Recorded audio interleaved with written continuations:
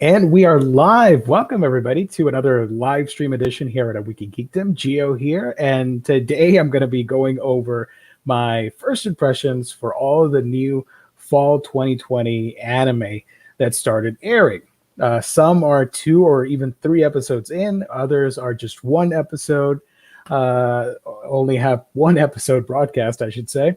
So it's going to be interesting. Hope that you guys find this video entertaining. I decided to do it live just in case anybody wanted to chat with me about these shows. Normally I do videos. I would have made it pre-recorded, and I would have selected maybe 2 or 3 of the season to do like standalone first impressions videos, and then at the end of the season I would come back and do a full series review. But if you guys want me to do that, let me know, of course. Let's see. Oh, okay. So yeah, let me know if you want me to review a specific series from this, although I will probably be selecting a few of them because I was surprised. This season has some pretty interesting concepts, some pretty interesting shows, and a lot of fan favorites debuted, and some that nobody saw coming that are actually pretty interesting. So let me, while I get the images here from my drive, I don't have them here on my computer, but I do have them stored on the Google Drive. While I get that, let me remind you, as always, that, if you're new to this channel, I put out content similar like this, where I talk anime, manga, and comics, typically on a Monday, Wednesday, Friday basis. And this upcoming Friday, I will be doing a stream on Fables, Fable Fridays. I've been doing that this year for for a good chunk of the year now. So yeah, I missed last week due to some crazy hijinks, but we're back, and hopefully you guys can tune in for that. So let's start this whole thing. Let's see if I can share my screen. And all right, there we go. Can I do it? No, this is better. All right, so we're going to be talking about a bunch of anime that debuted. We are going to start things off with By the Grace of Gods. And if you've seen the shows, and if you're watching live, leave those comments in the chat, or if you're watching at a later point in time, leave your thoughts in the comment section. I'm always up for a discussion on all things anime, right? So, By the Grace of Gods, I have a note here with names and stuff, because for the life of me, I'm too busy. I can't remember every single name, so I do apologize. This one has already aired 2 episodes. You can watch it either on Funimation or on Hulu. I'm watching it on Hulu. By the Grace of Gods you're following the character of Ryuma Takebayashi, who unfortunately passed away in his sleep. He died from overworking in Japan. He's a 39-year-old, and he gets the opportunity. He's sort of like spirited away, I guess, by gods from an alternate Earth that is more heavily into the fantasy world with magic and magical creatures and all that stuff. So he gets spirited away, I guess, and they take pity on him. And these divine beings, they show him a new life by reincarnating him as a young boy in this magical new world. What I liked is that when the series starts, you don't necessarily know about this. You know about it maybe halfway through the first episode. And Ryoma, you think, oh, he's a wholesome young kid, as you're seeing in the poster there. He's a young kid, and he's he's working with slimes, and he's got the whole thing down, and he's got a whole cover story about how he's an orphan and his parents recently died and all that stuff. But it's actually, no, he was the one that died. Now he's in this world. What I really liked is the idea that it's an alternate reality. So yes, this does fall under the isekai tropes and genre. It's an alternate reality, right? It's an alternate Earth, and there's a veil between the 2 worlds, our Earth and theirs. And ours, we have an overabundance of magic because we don't use magic. I thought that was pretty clever, how we don't believe in it, or it's not real, or it's not there, or whatever. But in that, they say that it is. So they're sort of opening that gap thanks to the divine beings getting Ryoma. So now they're gonna siphon off that excess fuel, if you will, because their world is lacking in magic and it's going away, and ours is overabundant. So I thought that was a pretty cool touch on the whole alternate reality and alternate Earth. Jesse, thank you so much for tuning in, buddy. Thank you so much. So, what did I think on a first level impression on By the Grace of the Gods? Well, it's an isekai, so a lot of tropes are going to be a little, they're a little repetitive, but it's just the charming nature of this character getting a second chance about a reality that's all too real in Japan, about being overworked and the average salary man, all the stuff that he goes through in Japan. So I think it's a nice change of pace to have a character get a second chance in a wholesome series. There's no fan servicey stuff as far as I can tell. Although I do know there are a couple furry animals, but that's neither here nor there. We haven't gotten to that point yet. But as of the 2 or 3 episodes that I've seen, it's all quite wholesome and relaxing. It's a series that you can just sit back and enjoy and not think too hard on. It does have an excellent voice cast, though, and I do like that my boy Daisuke Ono is in it, so I'm a huge fan of him. And anything that he's on, I'll watch. And the series just, it's nice. It's a nice, fluffy comfort pie in the shape of a anime. I liked it. I like the whole idea of, a poor middle-aged man now having a second opportunity. And now that he's on this new world, he's just doing his best and working out with those slimes. I like that the slimes are, they're different colors. Like one will be purple because of working on poisons and all that stuff. And you have the yellow one. I can't remember the yellow one. I do know that the brown one is, of course, because they eat up all the bacteria, excrements, and fertilizers and all that stuff. The white and bluish tones are like they clean up the whole place, his house and all that stuff. So I like that idea. You're taking concepts from your average isekai fantasy series and you're doing your own thing on it. That's pretty cool. I like that. So By the Grace of Gods, I do like it. If you want to check it out, like I mentioned, it's on Hulu and Funimation, so I do recommend it. I did like it. The animation's pretty cool. It's pretty simple, but nice to look at, and it's got some really nice scoring, very soft tunes that you can just relax to. So the next one here is Akudama Drive, which is an original anime, if I'm not mistaken. And this one is streaming on Hulu and Funimation as well. This is from Studio Pierrot, which surprised me. And this is an original cyberpunk action-packed series. At literally the first panel of Akudama Drive, I should say. Sorry. Akudama Drive is straight out of Blade Runner. And you had some Akira Easter eggs there with the music score. And it's this world where you have this very famous criminal that's going to be executed. So he puts out a ransom to different Akudamas for them to bail him out, but they don't necessarily get along, and they meet up to rescue this criminal. And in the process, a civilian girl gets involved in this, and it results in some really interesting action-packed scenes. Obviously, the plot borrows heavily from, cyberpunk shows and comics and just stuff like that we've seen before, and maybe even some steampunk elements. But it's the visual setting, it's the characters that really make up this series, in my opinion, or at least so far. I did like that Hulu had to actually censor the show.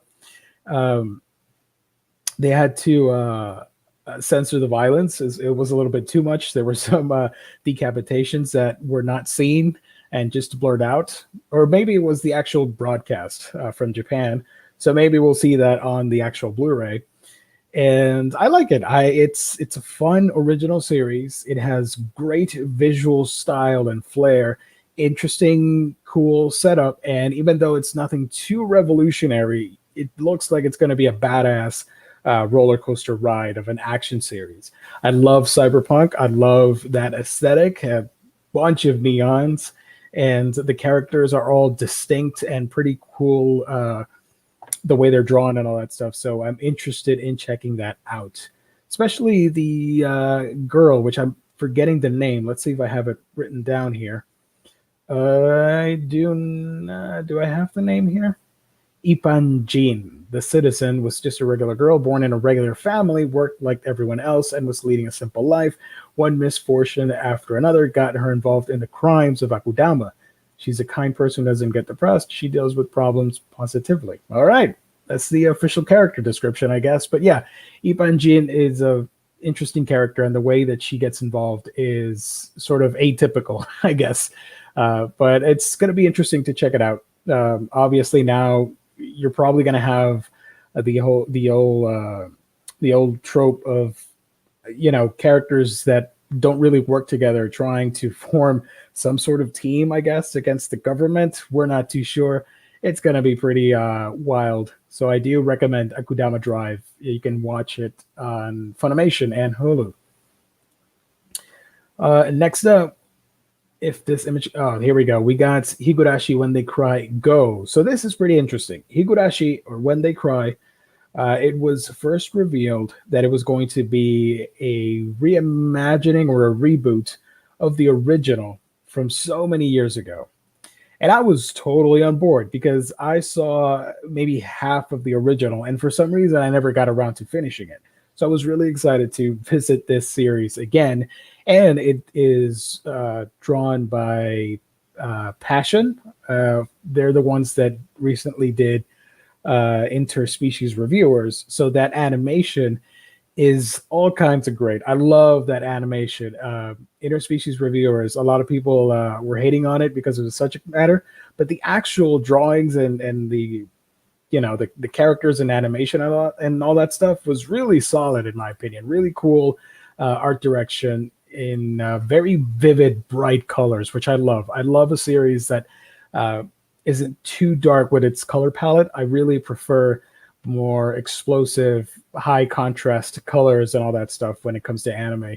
I don't know, it's just visually appealing to me. But yeah, Higurashi, I never saw the original series.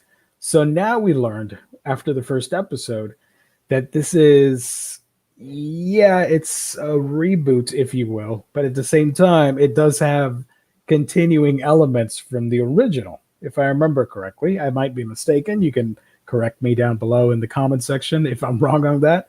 But it's pretty exciting. Getting to revisit the series that it's set in the 80s. I love when anime does that because we're so used to anime either being in a faraway land or in the present time or in the far future, not in the past without any technological gimmicky stuff, if you will. So you have the characters just hanging out like we used to before social media invaded, right? So the character of Keiichi, he's settling into a new village, and everything seems great. He makes friends with different girls at the school that he's attending, but something about the town seems a little bit off. Like it's a bit unhinged. It's unnerving. The feeling of like, holy crap, something is definitely off. So as you start peeling the layers of the story, you find out more and more about some really creepy stuff, some possible murders, and some really gory violence that takes place in this series. So I'm not really spoiling anything because if you watch the first episode, you will know right away what type of show you're getting yourself into. But I remember back in the day when Higurashi first debuted, anime was, and how shocking it was, because you see all the cute girls and all the cute characters, if you will, and then on a dime, it goes places, man. So I'm really excited to finish the story and then I guess continue. But yeah, originally the poster was different, and then they revealed it, I think, with Funimation, that it's actually Higurashi when they cry go. I hope I'm saying that right. So it's going to be pretty interesting. There's some elements which confuse the heck out of me right away, but we'll see how the story progresses. And I'll definitely revisit the series once it ends and make a full video on it, because I do think it's worth talking about. But yeah, I'm really excited about that. Really anxious to continue watching Higurashi, which is airing on Hulu. It's so awesome that Hulu picked up. I know they have a partnership with Funimation, but they picked up a ton of new series, which is great. I love that I have access to everything on this list. That's really awesome. Okay, so moving on from Higurashi, let's see what else we got here on this list. Oh, the best humble, wholesome pie that you can get. Wondering which the Journey of Elena. I hope I said that right. This is so wonderful. It intrigued me from the get go when I first saw the ad, and then I realized, oh, it's based from a light novel and then a manga. Now it's an anime, and I wanted to check it out because I typically like witch based anime. Uh, and this is no exception. You know, we follow the character of Elena as she ventures into the world becoming a witch, and she's one of the youngest ones to graduate, and it's just a slice of life drama piece on this young girl. It is extremely wholesome, and quite honestly, it's a contender for one of the best shows of the year. I'm going there. It looks fantastic. The art direction, the studio that's animating this is, I have that info here, C2C, and they just freaking blew me away with what they're doing with the art direction and the backgrounds, the lighting, the compositions, the characters, the way everything looks is just so clean, beautiful, and sort of ethereal looking. You see this show and you think this is in another world, this is another place, but it still reminds you of things you might have seen in real life. And I don't know, the stuff with the forest and the cities, and of course you have the witches flying around in their brooms and all that stuff. It just looks fantastic. I really enjoy it. It's a really good looking series, and when I say one of the best, I mean it. Honestly, you know, it doesn't have to be the most overly complex story to be the best. It just has to knock it out of the park in the different departments. It has a really interesting, charming lead. It's a very wholesome story, and the art is mind-blowingly great, in my opinion. And that, to me, just instantly qualifies to be one of the best. It's as simple as that. Maybe you'll disagree, but hey, we'll see how it goes. I am very excited to watch the series. You can just tune in and just it's like your problems are melting away as you're watching such a nicely crafted series. So I wholeheartedly recommend it. Wondering which is really, really special to me. Next up on the list, we've got the quirkiest one that I'm really excited about. I watched the latest episode before doing this live stream, by the way. It is Sleepy Princess in the Demon Castle. And this you can watch on Funimation. Yeah, Funimation only. But still, it's pretty interesting. You have Princess Cialis, which instantly just cracked me up because, well, there you go. That's her name. She's just trying to get a good night's sleep. And I felt that. For once, I'm like, girl, I know exactly what you're going through. I sympathize, and I am with you 100%. The show's extremely simple. This demon lord arrives, declaring war on the kingdom of the humans and stuff. It's a magical world with demons and monsters and all that stuff. Think like Dragon Quest-esque creatures, stuff like that. So the demon lord, with his super gloomy Castlevania-like castle, kidnaps the princess, and he's keeping her locked up in a separate dungeon on like the top floor of the castle as a hostage prisoner. So our princess, she just wants to get a good night's sleep, some shut eye, and she's not having it. And half the episodes is just her trying to acquire things to better her experience being in the cell. So whether it's grabbing teddy bear guards to get the stuffing out of them, so she could use it for the pillows, or maybe cutting up ghosts that have really fine sheets of like really soft material so that she can get a better night's sleep. It's mini quests like that. She doesn't really care about what's happening. She just wants a good night's sleep. So I can totally relate with that. And it's actually, excuse me, and it's actually pretty hilarious and funny. The animation is by, was it Doga Kobo? Sorry, switch that up. Doga Kobo, which they typically do a good job. Everything looks clean, crispy, and nice with really vibrant, beautiful colors, which is my kind of jam. So yeah, I fell in love with this series. It's so quirky and fun. I wholeheartedly recommend Sleepy Princess in the Demon Castle. You can watch that on Funimation on their streaming service. So here we have, this is, you'll excuse me, this is the Japanese poster. This is Yashahime. And man, I am so hyped about this. It's like I am back in middle school and high school all over again. The continuation of Inuyasha. We had no idea that this was coming, right? 2020, what a surprise that we're getting a sequel to a beloved manga and anime. So yeah, Yashahime Princess Half Demon stars the daughters of Sesshomaru and Inuyasha in a journey that transcends time, similar to the original story. Now this is anime only, but it's with supervision from the same crew, and of course Rumiko Takahashi. She served as the main character design. But yeah, basically at the start of the series, we do a quick catch up with what everybody's been up to, and we see the new characters. Now, the twist here is that you're not necessarily following Inuyasha's daughter, Moroha. Instead, you're following the half-demon twins from Sesshomaru, Towa and Setsuna.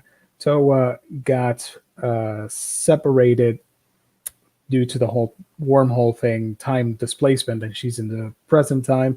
And Setsuna grew up apart, and they barely, or at least Towa remembers, but Setsuna doesn't remember her little sister.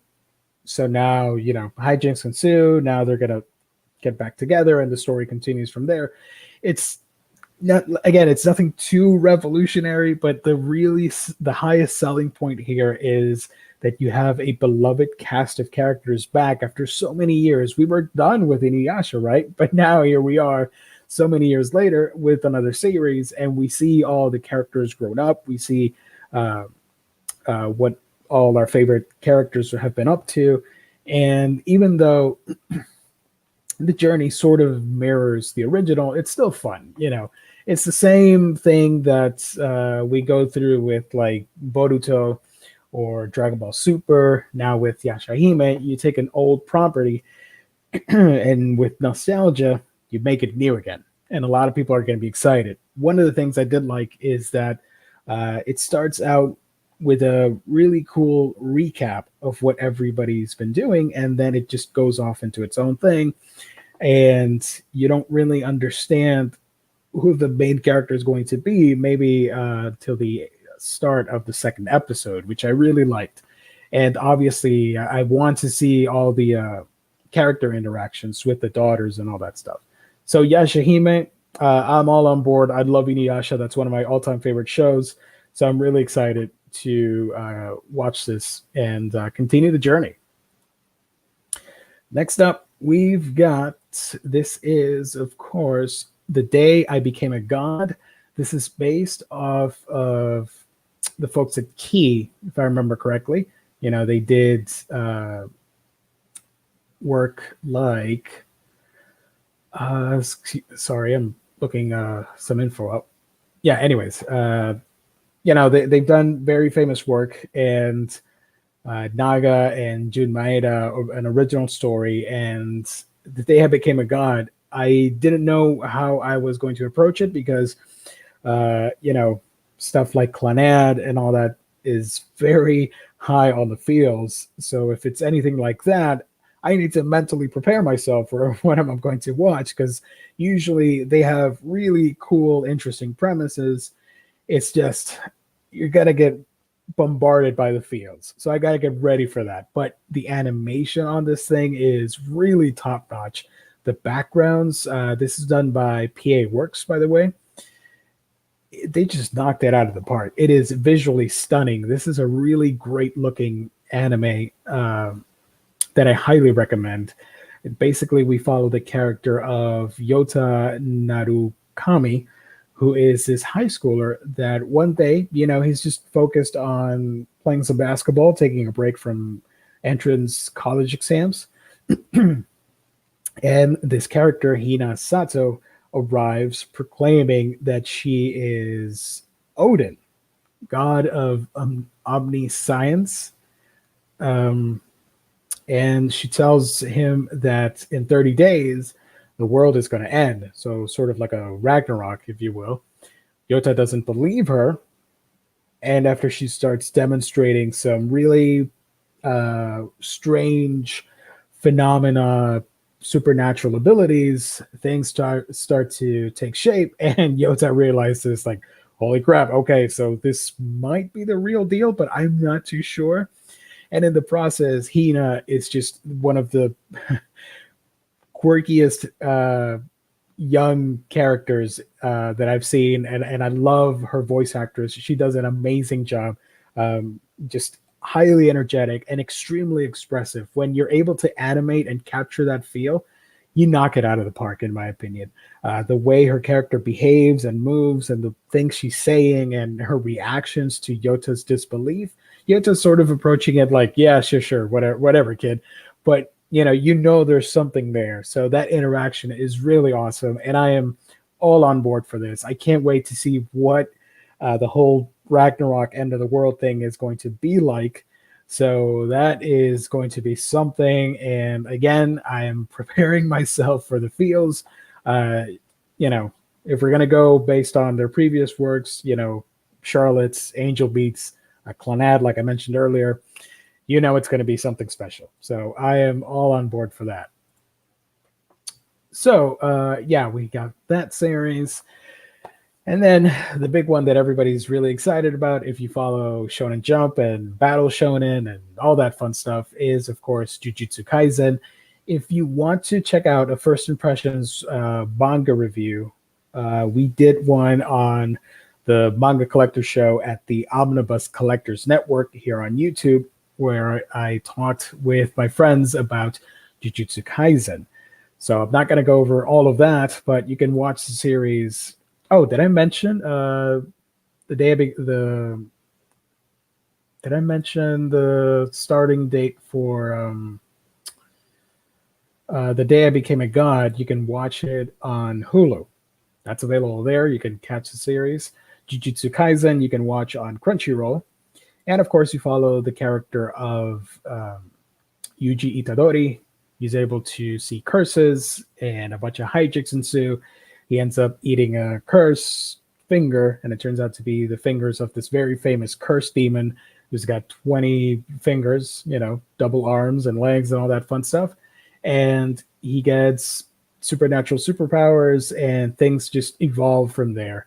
The manga's great, action-packed, really fun characters, a really cool setting, really interesting fighting dynamics, and I think Studio Mappa just knocks it out of the park. They have done a really good job. The first 2 episodes were really solid adaptations of the manga, so I'm pretty interested to see how they take it from there and, continuing the story, adapting the story.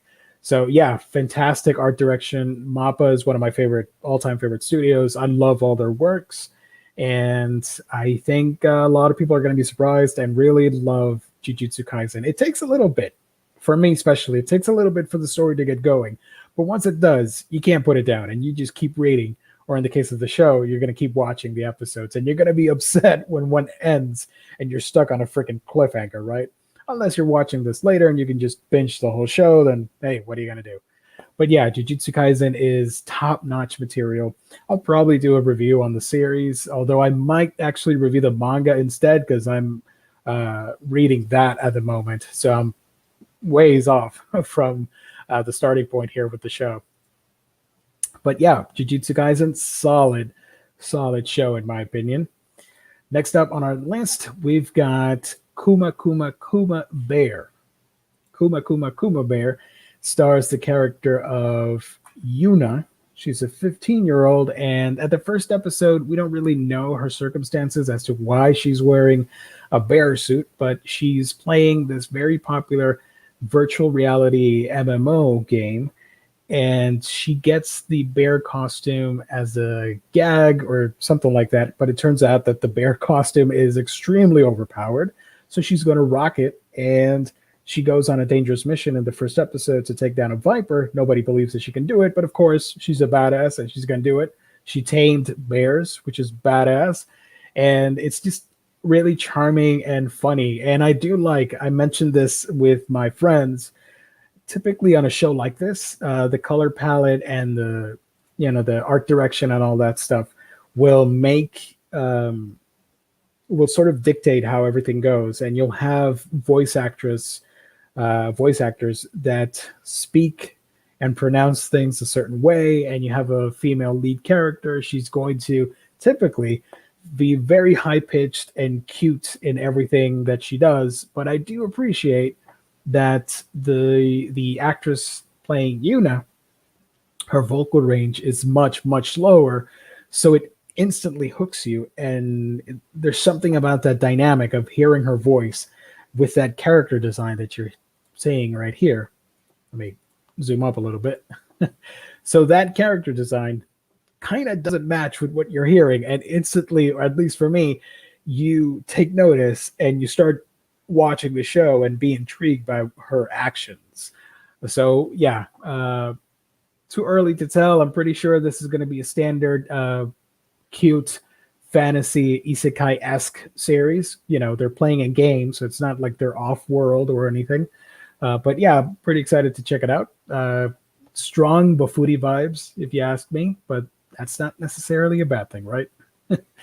So next up on our list, we've got Sport Climbing Girls. The full name is Iwakakeru Sport Climbing Girls. And I love me some good sports anime. You have the highs and lows and drama of sports, which can develop your character as they win. As they lose, they gain more confidence. It's all, we've all seen that, because sports, even though you may not like the actual sports, they make for some compelling television, regardless of the sports. So here we have the character of Konomi, and she is enlisting as part of a rock climbing sports team at her school. And she was a champ gamer, but she realized that she didn't want to get addicted to that and actually wanted to do stuff outside of the video game world and into the real world. And she makes the comparison, because she's a puzzle expert, like Puyo Puyo and Tetris and all that stuff. She makes a comparison of Puyo Puyo to rock climbing and finding the patterns and all that stuff.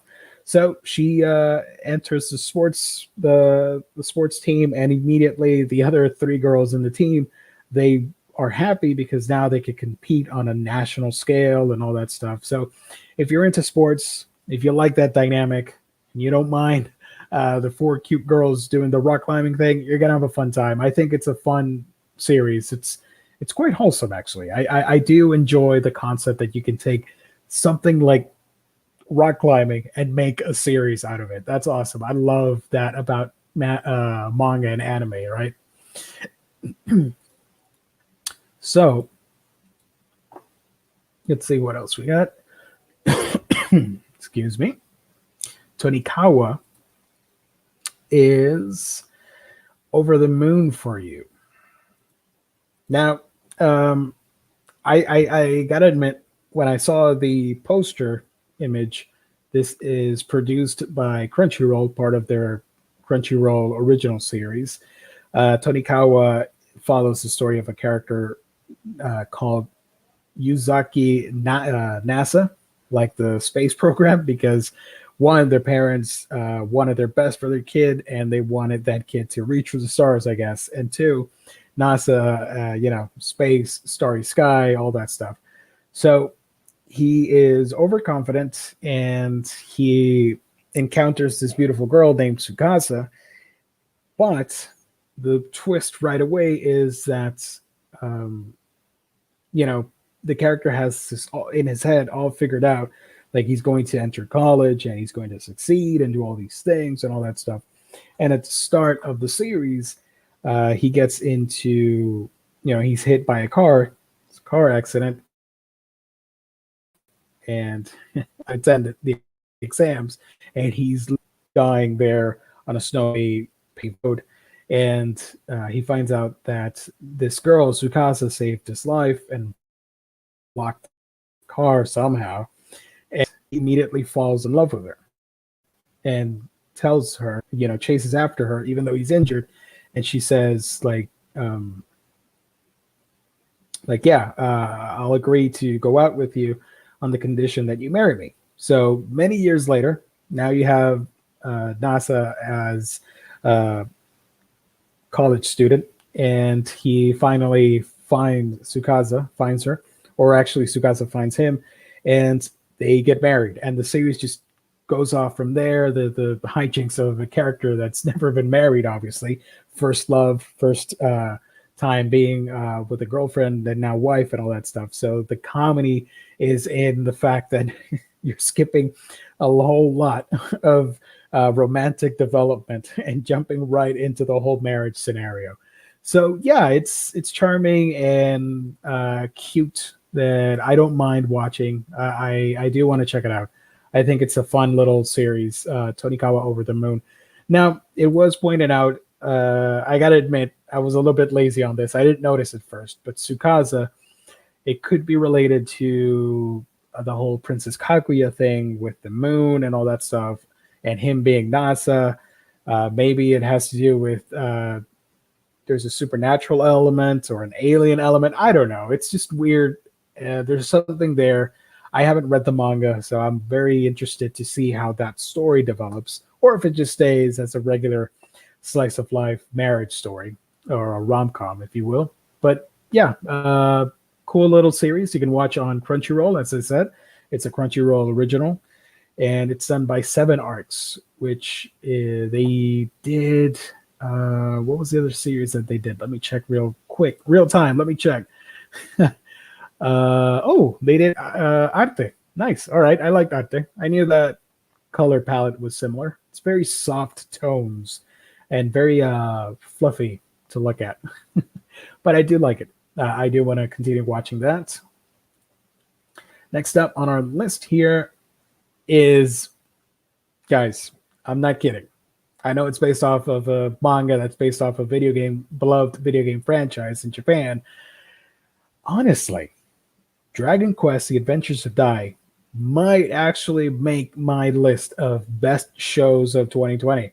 It's that fantastic. It's that great. I watched all the episodes that have aired so far as of this stream here, and I'm enamored entirely by the concept of the show, about Dai and his journey, about all the monster designs. I'm just getting into the Dragon Quest world. It's not a franchise I know too much about. I've never played any of the games, but there's something endearing and wholesome about the series, and just having a character like Dai that he washed up, I guess, on this island that's filled with monsters, and he sort of grew up with them and is able to find the friendship and bond with the different animals and monsters, and the adventure just goes off from there. He wants to be a hero. His granddad, which is he's a monster, clay monster looking thing, but he basically raised Dai but he's an old man, so fits the whole grandfather thing. He wants Dai to be a mage, but he doesn't really have any knack for magic. He just wants to be a hero with a sword and kick ass. This is so awesome. I love this so much. The Toei animation. I criticize them often for what they do, especially with series like Dragon Ball Super and the Sailor Moon Crystals and stuff like that. And they kind of half-ass a few things here and there. They do a lot of shows, especially like One Piece, and you see the animation drop off consistently. That's the main thing that I don't like about Toei. I think they just saved all their freaking budget for this, because at 2 episodes, again, as of this video, hopefully, I'm praying that it stays that way. This is like freaking near movie quality on your TV. It looks fantastic. The colors are popping. They're bright, colorful, and just gorgeous to look at. The character designs are fantastic, obviously, with that Toriyama flair. And of course, when it switches to CG and you have a fight with a monster or a robot or something, it doesn't look too intrusive. It blends right in. And when it goes into that style, you notice it, but it looks really cool. The dynamic is there. It straight up looks like a video game CG scene or CGI, and then it switches back to regular 2D, and it's pretty awesome in its execution. I love that stuff. It looks so cool. I'm rooting for Dai. I hope that he can make his dream come true of being a hero. And of course, we're probably going to see stereotypical bad guys and overlord type characters, but that's okay. We're getting a beloved franchise back in 2020, animated. And I know it's based off the manga, which it takes elements from the various games. It's not based on the actual Dragon Quest game, but still, it's really good, guys. And honestly, I think it's probably one of the best shows that you're going to watch in 2020. It's going to make my list at the end of the year. I think it's solid all the way through. First impressions base alone, it's awesome. So I do recommend Dragon Quest. You can watch it on, I think it's on every platform. Hulu and Crunchyroll both have it, but since I mostly use Crunchyroll, I'm watching it there. So I'm really excited about Dragon Quest. I can't wait. It's been a while since I've been so giddy about a show that I can't wait for the next episode. So as soon as that ends, I'm already bummed out because I want to keep watching more and more. And if that comes as a cost for the budget on stuff like One Piece or the Digimon Adventure reboot, hey, so be it. Rest in peace, Digimon's budget. But yeah, really cool stuff. Dragon Quest is awesome. Next up, we've got Taiso Samurai, or Gymnastics Samurai. I think that's the proper translation, the Gymnastics Samurai. This is pretty interesting. This is the second series this year from this season, I should say, from Studio Mappa, and it's a story set in real life events. It's in the year 2002, and you're following the once powerful or talented, not powerful, the once talented Japanese men's gymnastic teams that competed for gold way back, I think in the 80s, I want to believe. Montreal, or whenever that Olympic year, I don't know, whatever that was. I think it was late 80s. So we follow a former member of the team who has devoted his life to gymnastics, but now he's not doing so hot. And there is the possibility, as suggested by his trainer, that he should quit.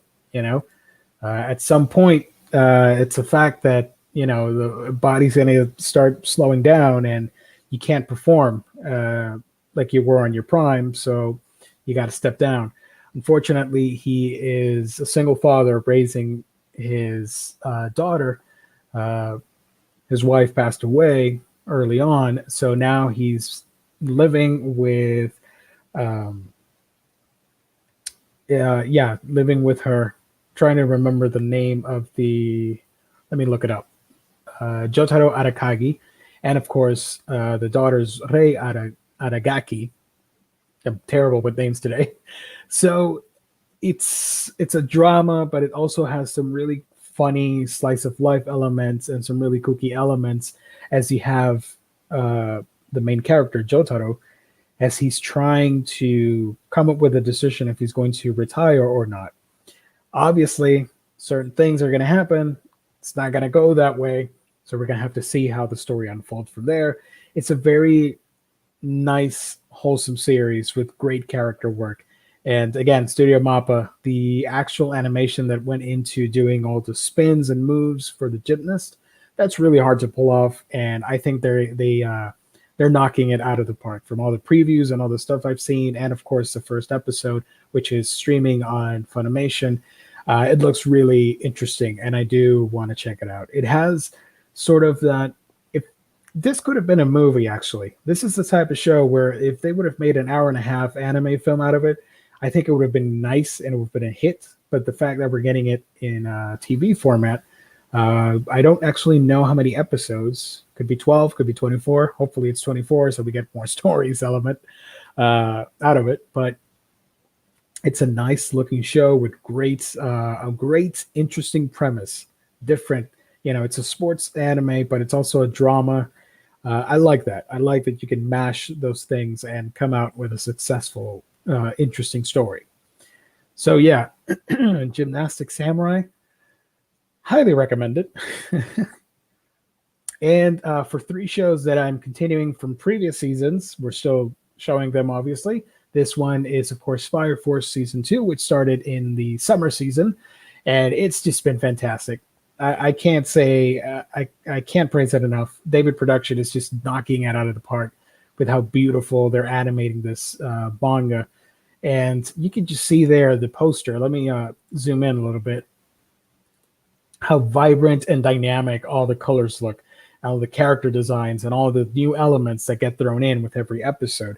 The first couple of episodes explored, when the season started, the Amaterasu and the Adola Burst and all that stuff. And now we're getting into the, I'm going to butcher the name, Hijima Industries, and all the stuff that they're doing behind the scenes and all the illegal stuff that they're doing. So I'm a huge fan of Fire Force. I love the anime.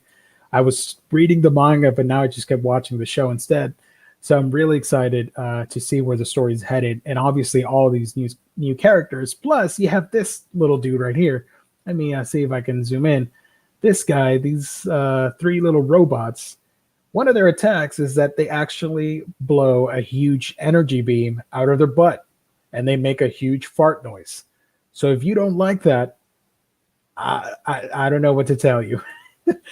Farting robots, Fire Force action. This series has a lot of really quirky elements that I do enjoy. So yeah, I'm really excited about it. EQ, man, thank you so much for tuning in. Blessings to you, man. So yeah, we're continuing Fire Force Season 2. And of course, we're continuing Digimon Adventure, which is amazing.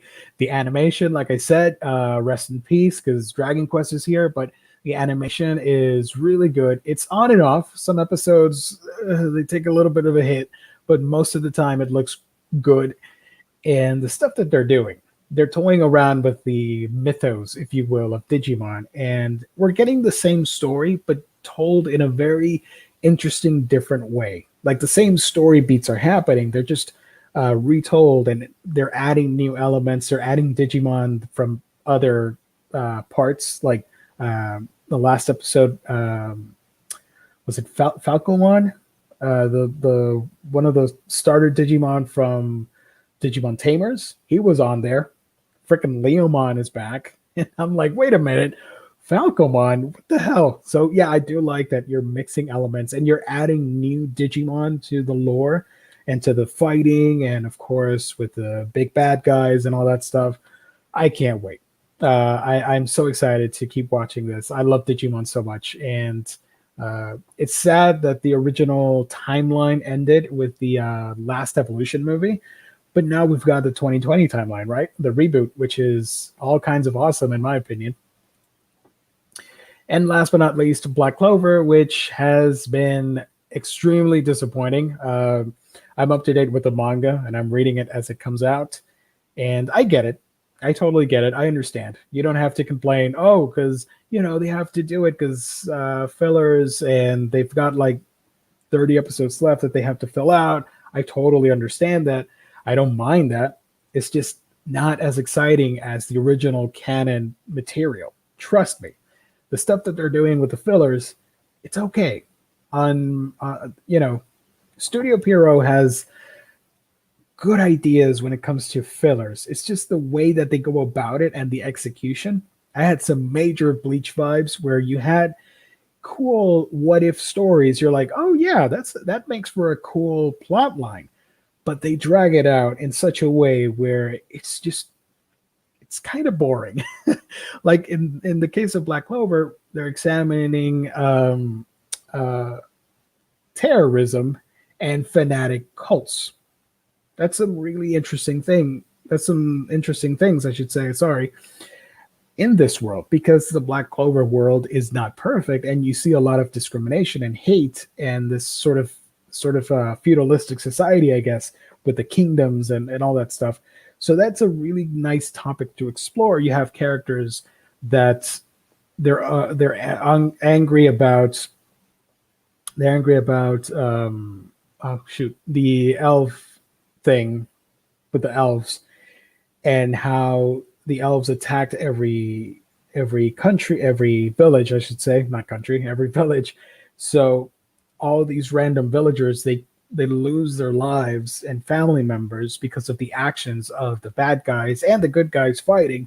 So you take a minute to explore what their trauma is and how they retaliate by, of course, now that everybody knows that Asta is in leagues with the devil powers and all that stuff, and how they discriminate and all that stuff. It's the material is there. It's just it goes in such a predictable route that I am just bored by it, and I'm just watching it because I like the show and I want to support it. That's it. I cannot wait for it to come back in full swing with canon material, because the manga is amazing, folks. If you can, go read the manga. Download the Shonen Jump app and you can read the manga. You're probably going to be like 30 or 40 manga chapters behind. You can catch up pretty quick. It's some awesome stuff. So, yeah. EQ, what about Golden Kamuy? It's back. I know, but I've only watched season 1. I need to catch up. I'm trying to watch season 2, which I have the Blu-ray.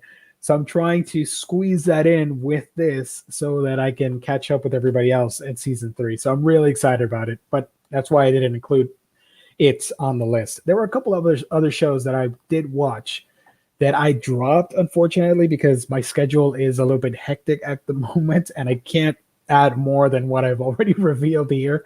It's a lot of shows to keep track of. I'm just gonna scroll real quick here through all the images. It's a lot of shows. One of the ones I was watching was Hypnosis Mike, which a lot of people were raving about.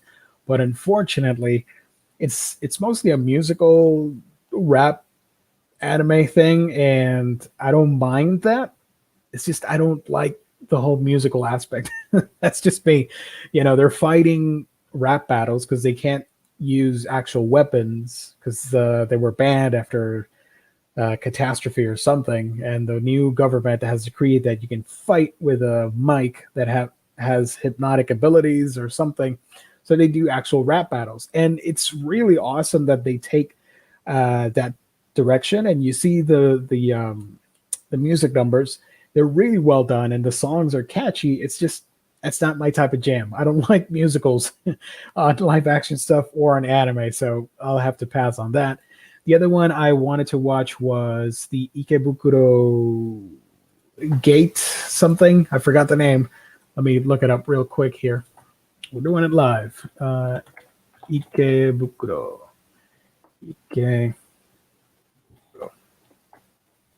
Ikebukuro West Gate Park. I do want to watch it, but not now because I'm already there's so much stuff I'm already watching. I can't keep adding shows. Plus, like I mentioned, Golden Kamuy, and I'm watching a few other older shows. So when I do the fall season review, I will talk about that, all the stuff I watched on Blu-ray.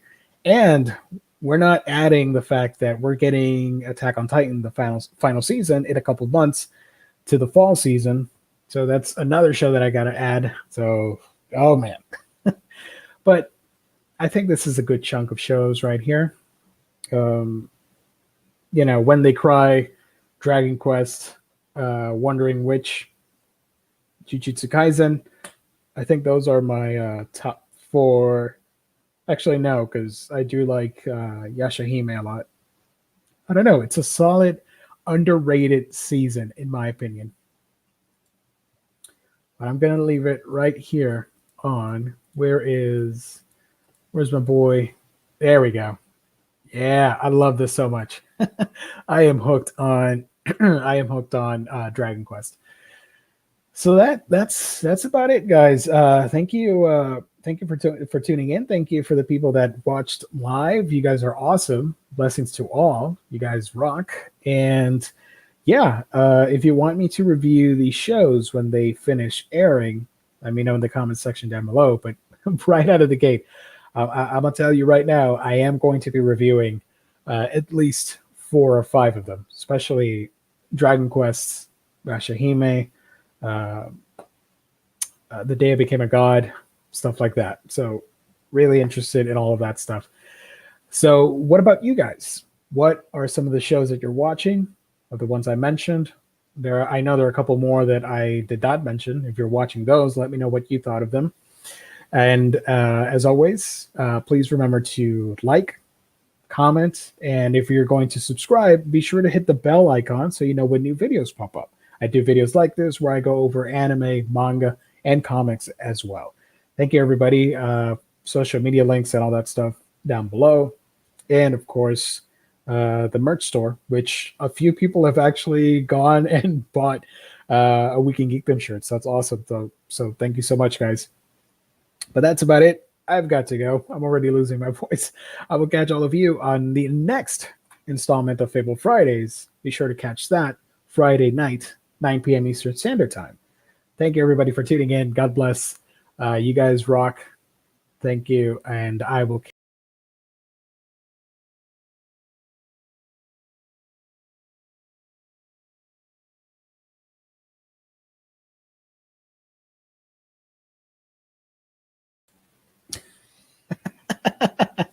EQ, ding ding, just hit the bell. I clicked the wrong button. Instead of ending broadcast, I hit the other button.